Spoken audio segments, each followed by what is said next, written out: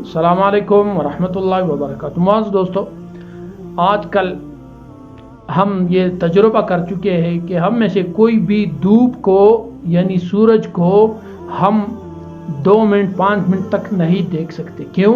ہمارے اندر وہ طاقت نہیں ہے، لہٰذا ہم اپنی آنکھوں کو بچانے کے لیے سورج کی طرف نہیں دیکھتے۔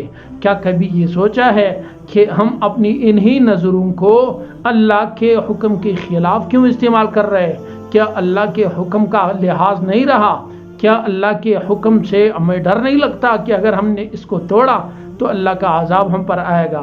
کیا ہمیں یہ ڈر نہیں رہتا کہ اگر میں اللہ کے نافرمانی میں اپنی آنکھوں کو استعمال کروں گا تو خدا نخواستہ دنیا میں اور آخرت میں اللہ کی عذاب مجھ پر آ پڑے گی؟